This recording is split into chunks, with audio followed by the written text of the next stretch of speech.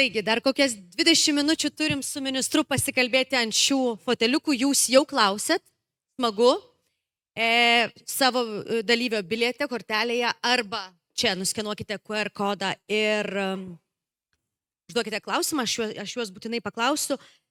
Ministrė, jūsų kadencijos pradžia buvo matuojama pagal kilnojamąjį turtą, aš sakyčiau, o pabaigą turbūt galėsim tikrai matuoti, kad ir kada tada ta pabaiga būtų, čia irgi turbūt daug nerimo yra ir neiškumų pagal nekilnojamąjį turtą. Jūs dabar ką pristatėte pats savo, turite kažkokį terminą, kada jūs norėtumėte, kad, na, bent jau pirmieji rimti tą biurokratiją, tą kažkokią skaitmenizaciją skatinantis ir vieną procesą mažinantis dalykai jau virstų kūnu? Tai mes per visus, tai ką aš pristačiau čia, tai planuojame padaryti šiemet. Bet etapai bus, kas ketvirtį. Tai reiškia, kad mes dabar diskutuojam ir žiūrim, ką galime padaryti greitai, kokius, sakykime, ministro įsakymus ar STR keitimus galime padaryti čia ir dabar. Jeigu yra kažkokių labai aiškių problemų ir žmonės tikrai aktyviai dirba ties tuo, tai manau, kad jau balandį, sakykime, atsiskaitant už tą pirmą ketvirtį, galėsim pasidžiaugti kažkuo. Toliau nusekliai ir judėsim. Užkliuvo, nes iš tiesų viešoje erdvėje ir apskritai žinant, kiek nekilnojamo turto sektoriaus apskritai koncentruojasi Vilniuje, tai daug kalbama apie tai, kad tai yra Vilniaus problema, visi tie vėlavimai, jūs rodot kitą statistiką. Ir vis dėlto, ar nėra tam tikro nesusikalbėjimo tarp institucijų, ar tai būtų savivaldybė, kurią irgi puikiai išmanote, ar tarp tos pačios ministerijos ir verslo, nes nuo Dundulio iki Avulio visi kalba tą patį. Dundulis forume LRT tikrai sakė, tai galėsit paneigti. Sako, statybos be žemės pabrangė jau parduotuvės nuo 300 iki 1800 atrodo eurų už kvadratą ir sako, 20% šitos sumos sudaro laukimas, sudaro biurokratiją. Arvydas Savulis sako, turim Algirdo gatvėje projektą, nesuderinam dėl medžio, medis kainavo mums jau 1 milijoną ir toliau nesuderinom. Tai kai jūs rodot Pagėgius, aš dabar pasižiūrėjau, Pagėgiuose kvadratinio metro kaina būsto, tarkim, yra 300 eurų. Aš norėčiau Vilniuje tokį būstą rasti. Ar jūs galite tikrai manyti, kad tai yra palyginami procesai, tai kas vyksta Pagėgiuose arba Raseinių rajone ir Vilniuje, ir kiek tas vėlavimas kainuoja žmogui, jau čia ne vystytojui, žmogui kainuoja, pirkėjui? Matot, tai Pagėgių su Vilnium, tai jūs lyginat, aš tai nelyginu Pagėgių su Vilnium, yra Vilnius, Kaunas, Klaipėda ir yra tada mažosios savivaldybės, kurios, irgi yra skirtingos, pavyzdžiui, yra kurortinės savivaldybės, yra tos žiedinės savivaldybės, yra kitų kaimiškų vietovių. Tai manau, kad negalim sakyti, kad, jeigu kažkas ten žaidžia krepšinį NBA, tai LKL jau nesvarbu. Tai ir ten vyksta tam tikri procesai ir žmonės, nepaisant to, kad gali nusipirkti kažką Pagėgiuose, bet pasistatyti tenai nelabai įmanoma.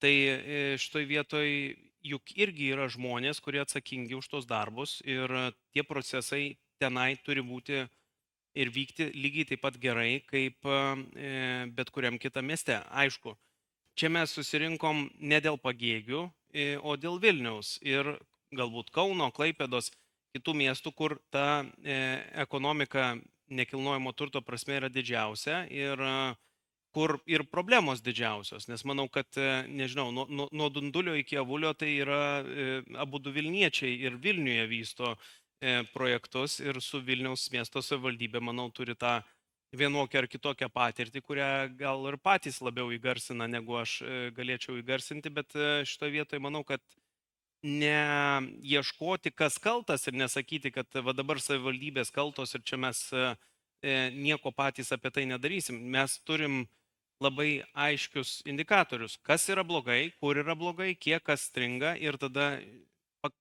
turime prielaidų logiškai diskusijai, paklausti, kodėl, kas vyksta, kaip galime padėti. Tai čia šitoje vietoje mes apie tai turėtume ir kalbėti. Viename iš interviu jūs jau pradėjęs kadenciją sakėte, šiaip aš nenorėčiau nurodinėti savivaldybei, per kiek laiko ji turėtų užduoti leidimą. Kita vertus, jeigu yra matoma problema, tai kokią tą ministerijos ir savivaldybių, nesvarbu kurių, sinergiją ir bendradarbiavimą jūs matot? Ar jūs vis dėlto matytumėte teisiškai numatyti, kad taip, kaip jūs viename interviu sakėt, bent jau iki duobės iškasimo, nuo leidimo prašymo iki duobės iškasimo, koks laikotarpis turėtų praeiti? Tai yra įstatymuose nustatyti terminai ir būtų puiku, kad savivaldybės jų laikytųsi. Man atrodo, kad čia būtų visiems ta siekimybė ir čia, ką mes matuojame, tai būtent pagal įstatymus. Žinoma, tie procesai yra tiek sudėtingi ir valstybės tarnautojai įvairiuose savivaldybėse gali jais labai manipuliuoti. Tai mes tą procesą tikrai irgi stebėsim ir žiūrėsim, kaip tai daroma, bet manau, kad pirmiausia, nėra prasmės dabar mums sėti konflikto, sakykime, su Vilniaus savivaldybė. Aš suprantu, kad kaip mūsų paklausė, mūsų tai turiu omeny plačiaja prasme, ten ministerijos, bet kokias, kodėl Vilniui stringa statybos leidimai, tai ministerijos sistemos darbuotojai sako, tai čia nes savivaldybė, savivaldybė sako, nes ministerija. Tai visi yra labai gerai pasišnekėję, bet, o ką su tuo daryti? Tai man atrodo, kad mes jau esame ir su Adomu Bužinsku apsitarę, kad nešime savo pagrindinius pasiūlymus, ką jiems reikėtų daryti, kad būtų geriau. Išklausysime juos, ką jie, sakykime, siūlo mums ir sieksime, kad tas sprendimų procesas būtų ne tai, kad lankstesnis, kaip tik suprantamesnis, aiškesnis ir griūna. Netoks. Biurokratija jau griūna mums už nugaros. Žiūrėkit, klausimai iš auditorijos. Ar galite išplėsti savo mintį, kad savivaldybės turi daugiau planuoti, o ne projektuoti? Ar turite kokių nors konkrečių iniciatyvų šiuo klausimu? Jeigu savivaldybė nurodinėja, iš ko turi būti fasadas ir kaip jisai turi atrodyti ir kokia kurktų yra funkcija, manau, kad tam tikrose vietose tai gali būti peržengiamos ribos. Tai tik patvirtina griūnantį sieną. Bet apskritai, tai savivaldybės darbas turėtų užsibaigti ties teritorijų planavimu daugiau mažiau. Jeigu mes nustatome, kad yra bendrasis planas yra savivaldybės verslo planas, kaip jinai nori matyti miestą vystantis ir kokias funkcijas jinai numato.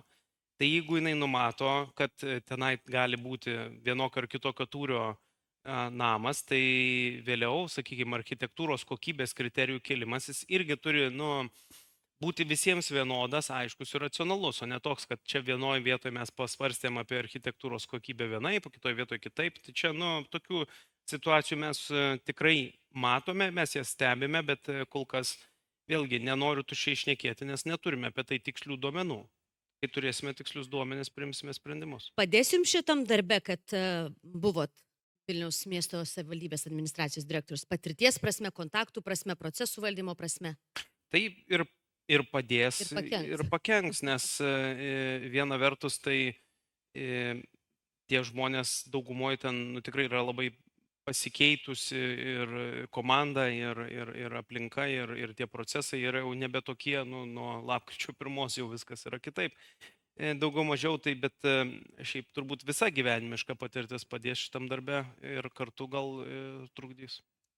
Adomas Bužinskas, man regis, yra mūsų salėje. Mes tikrai manom, kad ir savivaldybė čia turi ką pasakyti, nes nemažai kritikos sulaukė. Tai Adomai, sveiki, labas rytas ir jūs kviečiam čia prisijungti prie mūsų, nes tikrai yra ir jums klausimai.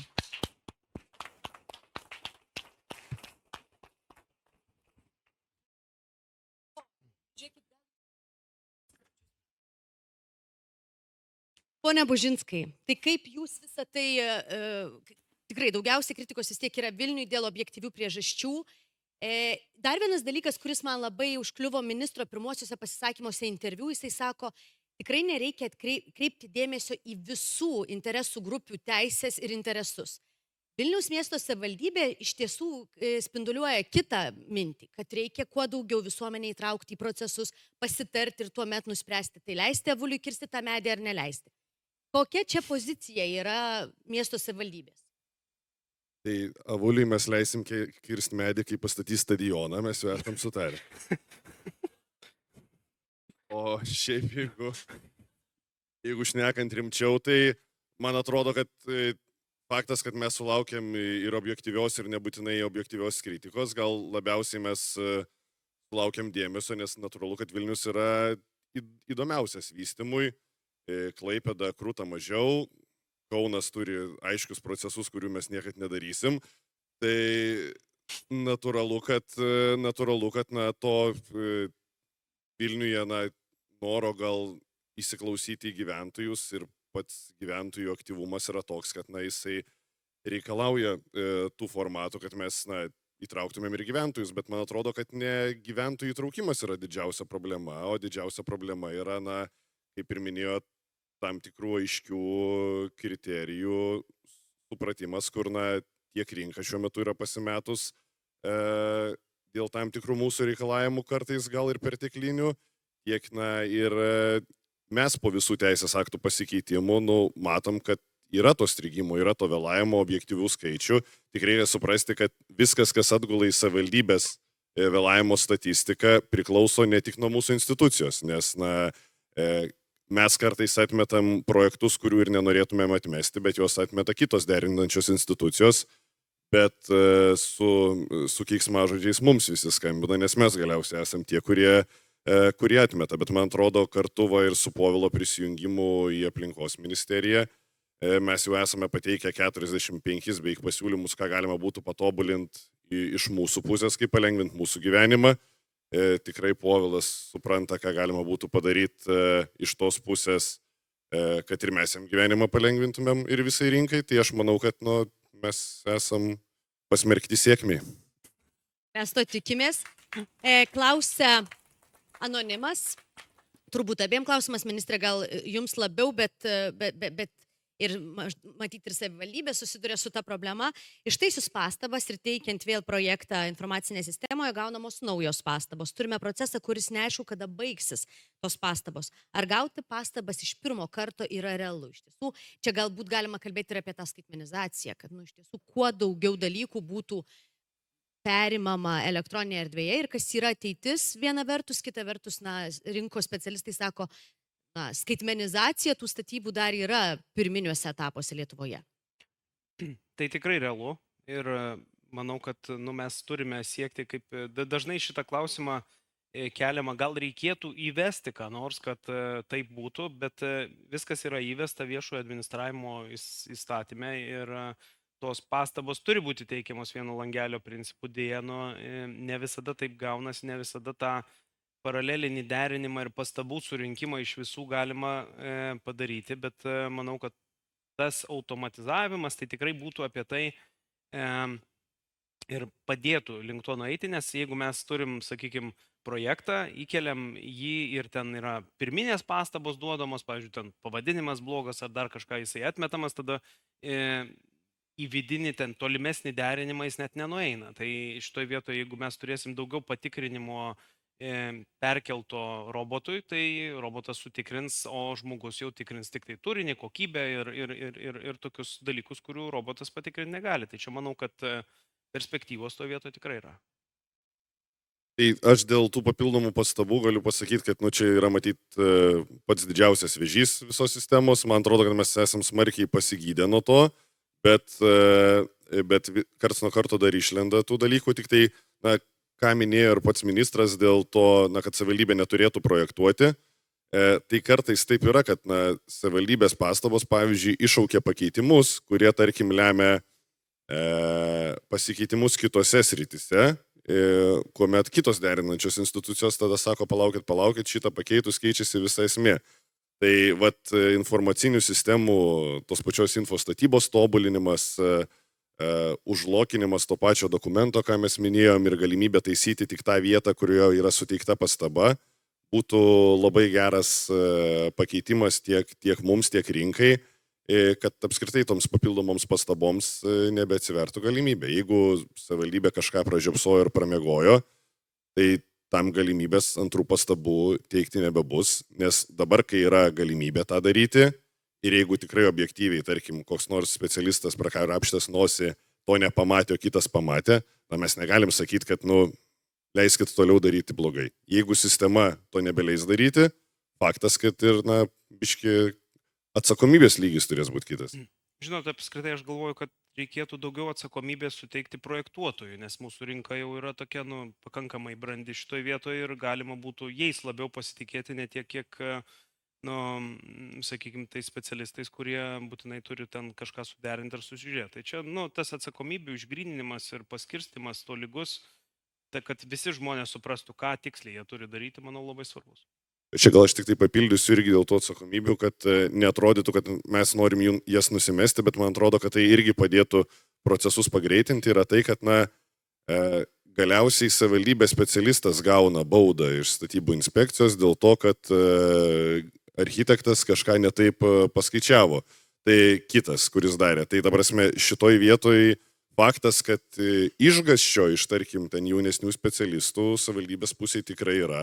Ir tada, savivaldybė yra priversta projektuoti, nes turi kiekvieną plytelę paskaičiuoti, ką pateikė architektas. Bet jūs matot, ministrė, čia išeiti, kur ne tai, kad nuimti atsakomybę nuo jauno specialisto, kad jis nebijotų, bet čia iš tiesų yra ir tų daugiau situacijų. Aš vėl noriu grįžti prie medžio, žinoma, jums gal čia yra viena iš situacijų, jinai labiau patenka į visuomenę, bet pavyzdžiui, tas medis Vilniaus centre, kuris buvo nukirstas Šnipiškėse, paaiškėja ir galų gale meras prie nuvirtusio medžio sako, kad medis buvo saugomas, jo nebuvo galima kirsti. Ar baristas vyriausias sako, kad jis nebuvo saugomas, bet tai yra savivaldybės atsakomybė, nes turėjo būti saugomas. Kiti sako, kad jis galėjo būti kertamas, nes ten ėjo kažkokia elektros tinklų apsauginė zona. Ir prasideda interpretacijos, kas kaltas ir tuomet jauni specialistai bijo prisimti atsakomybę. Tai aš nežinau, ką ten galima taip labai interpretuoti, jeigu suderintose projektiniuose pasiūlymuose buvo parodytas tas konkretus medis ir būtent tie projektiniai pasiūlymai buvo suderinti. Tai čia, jums gal tos interpretacijos kelia susidomėjimą, man tai kažkaip jos atrodo tiesiog apie nieką. Bet šiaip, jums netrodo, kad pačioj sistemoje yra palikta vietos bijau, nedarysiu, neprimsiu. Be abejo, tai kadangi atsakomybės nėra išgrynintos ir, sakykime, viskas palikta ant kolegos specialistų, tai yra problema. Jeigu, sakykime, mes turime ir išgryninti, kas tiksliai daro ir prisiema atsakomybę už projektavimą, už ekspertizę, už visus teritorijų planavimo sprendinius. Tai aiškios atsakomybės ir tas jų išgrinimas, manau, kad čia mes tikrai sutarėm dėl šito ir reikia jį padaryti. Nedaug laiko mums liko, dar noriu paklausti ne tik apie leidimus, tempus ir taip toliau, o apie vietas, kur statyti. Ar čia tiek jūs kaip ministerija matot kažkokią problemą su leidimais, sklypų prieinamumu, tiek Vilniuje, tiek galbūt kažkur kitur, ir tuo pačiu, aišku, ir savivaldybės, kokia jūsų politika šiuo klausimu, nes ir vėl, sakau, ministras yra sakęs, tam tikrų visuomenės interesų teisės nebūtinai turi būti ginamos. Atrodo, kad Vilnius nori įsiklausyti kiekvieno, kuris sako, kad jam užstos tvoras, saulės, soliuką ar medį. Tai kaip čia jūs matot bendrą darbą? Tai aš manau, kad savivaldybė turi pasitvirtinusi bendrą planą ir pagal jį labai aišku, kur galima ir ką galima statyti. Ir tai ir yra tas sutarimas, kuris yra įvykęs ir jį reikėtų prisimti ir vykdyti. O kaip tą padaryti, tai, sakykime, NŽT dabar nėra, kad dvelkia efektyvumu ar kažkokiais tai, sakykime, ten procesais. Buvo klausimas, ar iki kadencijos pabaigos likviduosite NŽT? Tai aš pratęsiu gal mintį, nes Vilniaus meras vakar neblogą idėją pasakė ir Vilnius, kai baigs savo teismus dėl restitucijos, galės aukcionuose pardavinėti sklypus. Tai manau, kad priformuoti naujų sklypų pagal bendrą planą, kur jų tikrai yra dar galima labai nemažai realizuoti, tai čia tikrai būtų puikia mintis, kaip tą gynybos fondą sutelkti, tik tai aš manau, kad geriausiu atveju tai nueis Vilniaus civiliniai gynybai, nes nemanau, kad Vilnius pardavęs sklypus atiduos į valstybės biudžetą tus pinigus. Bet mes dar negalim jų pardavinėti, tik NŽT gali. Čia buvo mintis, kad pradžioje leistum. Kadangi jie likviduos iki kadencijos pabaigos. Tai NŽT klausimus mes jau pavasario sesijoje planuojame spręsti. Ten yra daug strigimo ir daug tokių spręstinų vietų, sakykime, taip švelniai, kad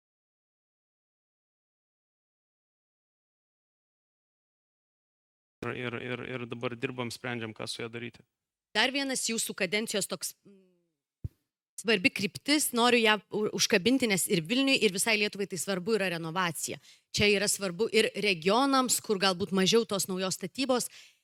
Kodėl jūs esat gana aišku šalininkas tos skydinės renovacijos, kai pasidomėjus, tai tiems suinteresuotom pusėm labai daug klausimų kyla dėl šitos būtent krypties? Tai aš nesu nei kažkoks ypatingai didelis šalininkas tos skydinės renovacijos, nei ką, bet tiesiog tai yra viena iš 3 krypčių, kurias aš matau būtų galima vystyti Lietuvoje. Tai visų pirma, tai yra geriausias renovacijos projektų valdytojas Atnaujinkime miestą pas Vilniaus miesto savivaldybė. Jie daro tos, sakykime, tradicinės renovacijos projektus, jie daromi ir visoje likusioje Lietuvoje. Bet jeigu mes vien tik tradicinę renovaciją remsimės, tai atnaujinsime Lietuvą per maždaug 200 metų, kai jau reikės tą, kur pirmą atnaujinom, vėl naujinti. Tai reikia visus būdus žiūrėti ir ta automatizuota renovacija, manau, vienas iš tų dalykų yra, kai gaminiai gaminami gamyklose ir juos galima būtų įgyvendinti, pastatyti jau vietoje atvežus. Tai šitoje vietoje, manau, tas projektas turi perspektyvos. Tiesa, pilotiniai projektai, kurie turėtų kitais metais jau būti padaryti, tai kol kas yra tikrai tokioje rizikos stadijoje ir dar nėra aišku, ar jie išvys dienos šviesą, bet mes labai stengiamės ir dirbam, kad išvystų. O jums, pone Bužinskai, esat irgi už šitą kryptį? Nes kai kas sako, tai neaišku, ar čia plytiniam galima, ar čia daugiau nei 5-aukščiam galima, kaina gal nedidesnė, o kas bus, jeigu gyventojai nenorės, ar bus ir toliau finansavimas paprastai renovacijai, jums klausimų čia nekyla? Aš už viską dabar, už ką yra ministras. Ne, bet jeigu šnekant rimčiau, tai skydinė renovacija faktas, kad jinai yra brangesnė, bet jinai yra greitesnė. Ir mes irgi pilotuojame ties keletą projektų. Ir ta klausimas, ar į tą kainą mes skaičiuojam laiką. Jeigu mes skaičiuojam laiką, kuomet 2 metus ten ta agroplevelė yra aptemtas daugiabutis, yra netvarkinga aplinka ir panašiai, tai gal daliai žmonių tai imponuos tas greitis. Bet man atrodo, su renovacija didžiausia bėda dabar yra tos energetinės klasės kėlimas. Ir kuo daugiau mes ją kelsim iki A+++++,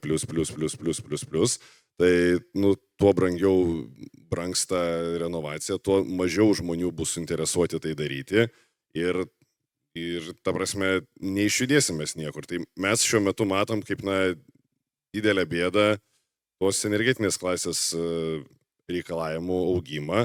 Aš gal suprantu, kad jis yra iš valstybinės pusės logiškas, bet finansavimui mažėjant, energetiniai klasiai augant, tai čia kažkur sunkiai mes rasim sprendimą, kaip išjudėti. Nes natūralu, kad Vilniui mes dabar jau esam sukrūtinę daugiau mažiau visus tuos, kurie norėtų, pridedam visokių papildomų bonusų, tvarkom kiemus, ten visą kitą, kad tik tai žmonės pasirašytų. Ir tai, geriausias pavyzdys yra Konstitucijos prospekte, tas monolitinis baisus pastatas, kur ten, ta prasme, mes pliusų beveik 1 milijoną susidėjom vertę ir tai vienu balsu prabalsavo žmonės už ir dar per teismus ėjom. Tai čia Bet ta energetinė klasė irgi yra jūsų... Taip, tai aš pritariu administracijos direktoriaus pritarimui man ir aš tiesiog dėl energetinės klasės, tai mes šiemet planuojame irgi peržiūrėti, ar vis dar yra optimalu apskritai tą energetinę klasę tokią aukštą laikyti, kai klimatas yra pasikeitęs ir mes turim šiltesnę žiemą ir galbūt nebūtina to putų polisterolo tiek visur apkamšyti. Tai čia kas nusimato bendrai, o dėl renovacijos, tai tą projektą, aš irgi matau kaip tokį, kuris galbūt nėra visai pagristas tas tempimas į aukštesnę klasę, bet suprantu iš kitos pusės, kad nelabai buvo kaip paleisti renovaciją iš tų pinigų, kurie yra paleisti į gyvendinimą dabartiniu metu. Tai čia yra tam tikri trade-offai, kuriuos turime daryti, bet manau, kad sieksim peržiūrėti, kad ta parama galėtų būti iki B klasės, manau, pilnai užtektų tos daugiabučius renovuoti ir apskritai dažniausia priežastis dabar, kodėl renovuojami daugiabučiai, tai net nėra energetika, yra ta pastato būklė, kuri dažniausiai būna jau labai prasta ir ten nustoja koks liftas veikti, dar kažkas, ir tada žmonės susirūpina, kad gal tuo iš viso nebus namo, tai gal geriau jį renovuoti ir sutvarkyti. Jūs irgi esate šalininkas, kad to namo nebūtų, čia turbūt labiau to avarinės būklės namo ir kad būtų pastatytas naujas. Jo, aš esu šalininkas to, kad namas būtų, jeigu taip, bet sutvarkytas ir negriūtų. Bet esate ir už tai, kad jie būtų griaunami tie, kurie jau yra avarinės būklės. Tai čia mes irgi turim tokią naują idėją, kurią dabar analizuojam. Reikėtų ir su savivaldybė plačiau tą aptarinėsim, kaip būtų galima padaryti, kad statytume šalia aukštesnį namą, jį perkurstytume gyventojus ir seną namą nugriautume. Tai toks griauk statyk modelis pas mus yra dabar aptarinėjamas ir manau, kad čia bus irgi įdomi galimybė rinkai pasireikšti. Nedaug laiko Mindaugas Statulevičius turi klausimą regionų ministerija. Čia jums į pagalbą ar dalį funkcijų ir darbų iš jūsų nuimtų, jeigu ta ministerija virstų kūnu? Negaliu komentuoti, dar nėra labai aiškių planų ir tiesiog nelabai yra nuspręsta, kas ten bus, ko ten nebus. Tai šiaip visos ministerijos galėtų būti į pagalbą, bet dažniausiai nebūna. Aš, kadangi čia yra puikiai proga pabambėti dėl visko, tai aš tiesiog paminėsiu, kad gal geriau reikėtų Vilniaus ministeriją kurti, nes Vilniui sukasi daugiau pinigų. Ir šiaip bendrai paėmus, iš tiesų Vilnius kiekvienais metais 300 milijonų skiria išlaikymui Raseinių ir Skuodo, tai šitoje vietoje gal geriau koncentruokimės. Tai kada tramvajus Vilniui? Ar pirmiau Kaune? Mes stadioną pradžiai pastatysim. Mes dar turėsim tą klausimą, užduosim ponui Avuliui. Ministrė, visiškai pabaigai, gynybos situacija, gynybos biudžetas, įvairiausi kariniai projektai ir taip toliau. Jūsų manimų, kaip šitos vyriausybės nario, kiek čia NT sektoriui bus galimybės ir pasireikšti, ir galų gale, ar jūs turite ir nerimo dėl žinių, dėl profesionalų galbūt trūkumo ir dėl kitų dalykų? Manau, kad rinka tikrai labai profesionali ir daug tos kompetencijos yra. Man labiau yra nerimo dėl kitų valstybinių projektų, sakykime, tos pačios renovacijos, kai mes kalbam apie tai, kad bus labai dideli objektai statomi ir ne tik kariniai, ir Rail Baltica, ir daugelis kitų ir privačių didelių objektų, tai, sakykime, ta renovacija, kuri imli žmogiškam darbui, tai tikrai yra, vertinam kaip rizikingą tokį dalyką. Todėl ir kalbam apie tą automatizuotą ir ieškosim visokių būdų, bet bendrai, manau, visi sutarsime, kad statybų sektoriui ir plačiaja prasme nekilnojamo turto sektoriui ateina toks aukso amžius, kokio dar nesame regėję. Tai Mindaugai, kaip sakyt, laikykitės.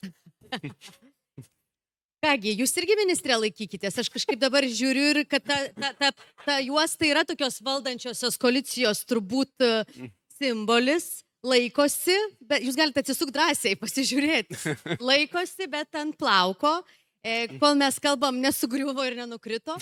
Tai dėkui jums, ministrė, šiaip įprastai aplinkos ministrai čia kiekvienais metais ateina pasakyti, jūs tikitės, kad kitą metą čia dar ateisit kaip ministras?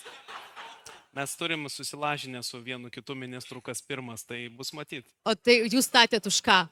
Aš stačiau už save. Už tave, kad pirmas būsi. Ne, kad antras. Neišduosi to, kito. Palaukit, kas čia galėtų būti, bet irgi turbūt iš jūsų iškėlė. Ne. Aš dėkoju. Adomas Bužinskas ir Povilas Poderskis, ministerija ir savivaldybė, kad nesusipainiočiau.